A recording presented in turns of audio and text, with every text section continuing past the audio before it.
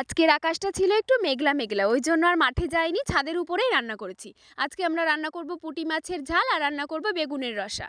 কড়াইটা উনুনের উপরে বসিয়ে উনুনটা ধরিয়ে নিলাম, তারপরে রিয়া আদাগুলো কুচি কুচি করে কাটলো, আর এদিকে কড়াইয়ের মধ্যে তেল দিয়ে দিলাম। তেলটা গরম হয়ে যাওয়ার পরে মাছ দিয়ে দিলাম, আর মাছগুলো ভাজা হয়ে যাওয়ার পরে নামিয়ে আর একটু তেল দিয়ে ওর মধ্যে জিরে, কাঁচা লঙ্কা আর পেঁয়াজ দিয়ে নাড়াচাড়া করে তারপর দিয়ে দিলাম জল। তারপর একটু নাড়াচাড়া করে ওর মধ্যে মাছ দিয়ে দিলাম, আর মাছ দেওয়ার পরে মশলা দিলাম, তারপরে মশলা দেওয়ার পরে এখন দিচ্ছি ধনেপাতা কুচি।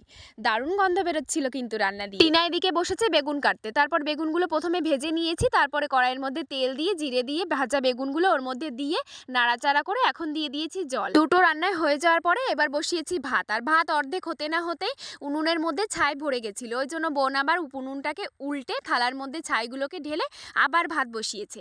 আর ভাত হতে হতে এদিকে সন্ধ্যা লেগে গেছে, তারপর আমরা খেতে বসেছি।